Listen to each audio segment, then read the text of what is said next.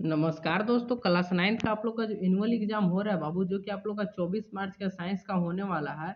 तो आप लोग का जो है ना सब्जेक्टिव का तैयारी करवा देते हैं। ठीक है बाबू, आप लोग का सब्जेक्टिव का तैयारी करवा देते हैं, जो कि आप लोग जो है ना 24 मार्च को जो आप लोग का एग्जाम होगा उसमें से आप लोग एकदम पूरा में पूरा फोड़ के आइएगा। ठीक है, तो चलिए आप लोग का सब्जेक्टिव की तैयारी इस वीडियो में करवाने वाले, और ऑब्जेक्टिव तो बाबू करवा दिए। अगर वीडियो नहीं देखें तो जाकर देख लीजिएगा।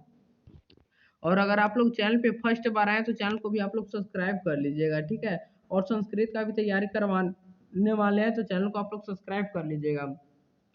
और आप अगर आप लोग का आंसर की चाहिए बाबू तो इस नंबर पे आप लोग व्हाट्सएप पे मैसेज कर दीजिएगा। ठीक है, 75 20 58 43 28। ठीक है, इस नंबर पे आप लोग व्हाट्सएप पे मैसेज कर दीजिएगा। ठीक है, अगर आप लोग का आंसर की चाहिए तो चलिए आप लोग का दिखाते देख लीजिए साइंस का है बाबू, और इस वीडियो में सब्जेक्टिव का तैयारी करवाने वाले हैं। तो चलिए देखिए, पहला नंबर आप लोग याद कर लीजिए। क्वेश्चन एकदम ये सब आने वाला क्वेश्चन है बाबू। ठीक है, एकदम 90% चांस 100% चांस है कि ऐसा ऐसा क्वेश्चन आता है। ठीक है, तो देखिए पहला नंबर क्वेश्चन क्या है, जंतु जगत की प्रमुख विशेषताएं क्या है। तो जंतु जगत की प्रमुख विशेषता क्या है बाबू, तो देखिए जंतु जगत की निम्नलिखित प्रमुख विशेषता है। पहला क्या है, सजीवता। देखिए जंतु के एक सजीव समूह है जो वृद्धि विकास और प्रजनन करते हैं। उसके बाद दूसरा क्या है, कोशिका संगठन। अधिकांश जंतु बहुकोशिकीय होते हैं तथा उसके कोशिकाओं के केंद्रक उपस्थित होते हैं। ठीक है, क्या होता है, केंद्रक उपस्थित होते हैं। उसके बाद देखिए, उसके बाद तीसरा में आप लोग लिख दीजिएगा। ये सब जो है ना, सब आप लोग का लॉन्ग में आ जाएगा, यानी कि 4 से 5 नंबर का पूछेगा ना तो आप लोग ये सब लिखिएगा और सब एकदम याद कर लीजिएगा बाबू। ऐसा ही क्वेश्चन आएगा। ठीक है, तो देखिए उसके बाद अगला क्वेश्चन क्या है बाबू, अ, आहार ग्रहण क्या करते हैं। आहार ग्रहण जो है एक आहार ग्रहण है। ठीक है, तो आहार ग्रहण क्या करता है, तो देखिए जंतु उपभोक्ता होते हैं, अर्थात तो वे अपना भोजन स्वयं नहीं बना सकते और अन्य सजीवों पर निर्भर रहते हैं। यानी कि जंतु जो है अपना भोजन नहीं बनाते और अन्य जीवों पर क्या रहते हैं, सजीवों पर निर्भर रहते हैं। उसके बाद है गति एवं संवेदनाशीलता। ठीक है, तो अधिकांश जंतु स्वतंत्र रूप से गतिशील होते हैं और बाहरी परिवर्तन के लिए प्रति संवेदनाशील होते हैं। ठीक है बाबू, तो आप लोग एकदम याद कर लीजिएगा, लिख लीजिएगा, ऐसा ऐसा ही क्वेश्चन आएगा। ठीक है, देखिए उसके बाद क्या, उत्सर्जन। तो उत्सर्जन क्या है बाबू, तो जंतु चयापचय। ठीक है, चयापचय या पचन शायद होगा। ठीक है, चयापचय के दौरान उत्पन्न अपशिष्ट पदार्थों के शरीर से बाहर निकलते हैं। ठीक है, आप लोग उत्सर्जन में लिख लीजिएगा। उसके बाद देखिए प्रजनन में क्या लिखिएगा, अधिकांश जंतु लैंगिक या अलैंगिक प्रजनन होते हैं। ठीक है बाबू, तो आप लोग इतना लिख लीजिएगा तो आप लोग का जो है ना 5 नंबर दे देगा। और आगे और लिख लीजिएगा श्वसन।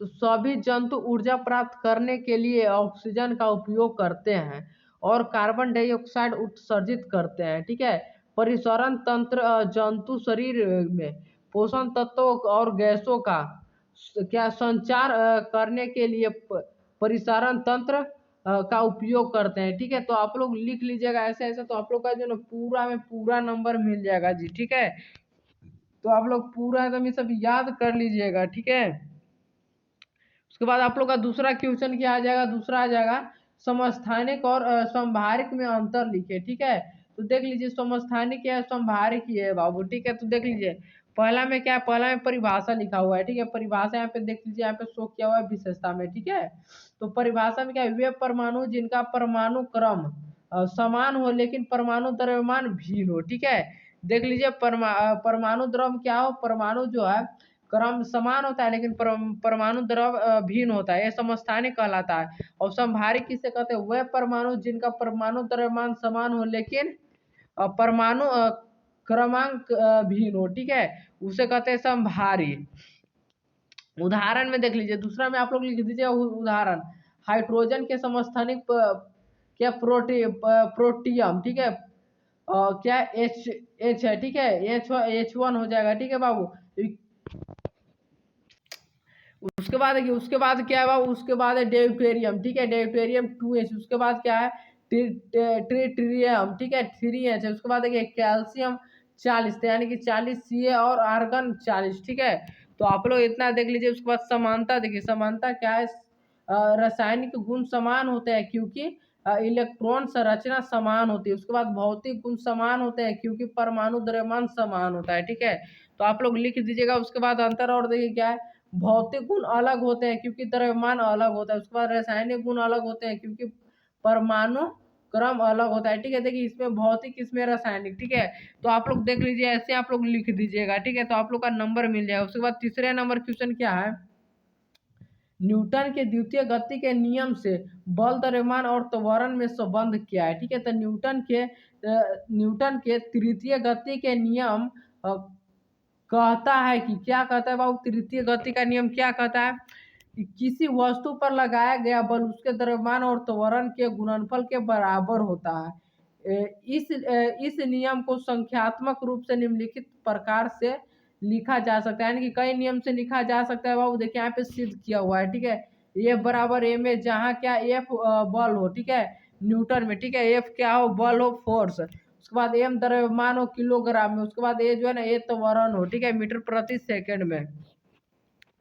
उसके बाद देखिए संबंध की व्याख्या क्या है, संबंध की व्याख्या आ जाएगा तो यदि द्रव्यमान स्थिर रखा जाए तो बल और त्वरण एक दूसरे को समानुपाती होंगे। ठीक है, अगर क्या द्रव्यमान स्थिर रखा जाए तो क्या हो जाएगा, बल और त्वरण जो है ना एक दूसरे का समानुपाती होगा। आधार तो बल बढ़ाने पर त्वरण बढ़ेगा और बल घटाने पर त्वरण घटेगा। ठीक है, बल बढ़ाने पर क्या होगा, त्वरण बढ़ेगा और बल घटाने पर त्वरण भी घटेगा।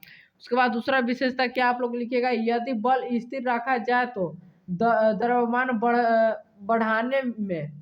बढ़ाने से त्वरण घटेगा और द्रव्यमान घटाने से त्वरण बढ़ेगा। ठीक है, उसके बाद देखिए तीसरा में आप लोग लिख दीजिएगा, यदि बल शून्य हो तो कोई त्वरण नहीं होगा और वस्तु स्थिर स्थिर रहेगा या समान गति में चलती रहेगी। ठीक है, तो आप लोग इतना लिख दीजिएगा। तो उसके बाद जो है ना कि आप लोग का जितना नंबर रहेगा ना बाबू, 4-5 नंबर का सब मिल जाएगा। ठीक है, उदाहरण बोलेगा तो उदाहरण लिख दीजिएगा, यदि किसी 5 किलो के पिंड, क्या है, 5 केजी का पिंड पर 10 न्यूटन का बल लगाया जाए तो उसका त्वरण क्या हो जाएगा। तो ये बराबर क्या होता है बाबू, F/m होता है। तो 10/5 हो जाएगा, कट जाएगा तो क्या हो जाएगा, 2m प्रति मीटर प्रति सेकंड आ जाएगा। ठीक है, तो ये देख लीजिए, एक यहाँ पे नोट्स दिया हुआ है, इस प्रकार न्यूटन के द्वितीय नियम से बल, द्रव्यमान और त्वरण के बीच एक स्पष्ट संबंध स्थापित होती है। ठीक है, उसके बाद जो है ना कि आप लोग इतना ही लिख दीजिएगा। ठीक है, बाकी अगर आप लोग का 9th क्लास का आप लोग को पढ़ना है बाबू, 10 क्लास का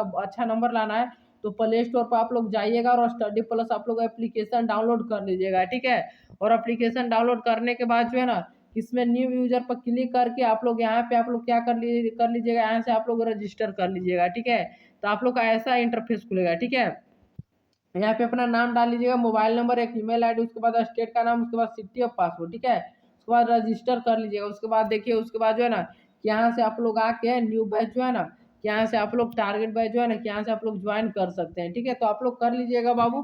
तो आप लोग अगर चैनल पे फर्स्ट बार आए तो चैनल को भी आप लोग सब्सक्राइब कर लीजिएगा। ठीक है, सब्जेक्टिव बता दिए, सब इम्पोर्टेंट रहेगा बाबू। ठीक है, एकदम रट जाइएगा। ठीक है, सब इम्पोर्टेंट सब्जेक्टिव बताए हैं, तो आप लोग याद कर लीजिएगा। तो आप लोग का मिलता है नेक्स्ट वीडियो में। बाकी आप लोग चैनल को सब्सक्राइब कर लीजिए। ठीक है, और आंसर की चाहिए बाबू तो आप लोग को क्या ना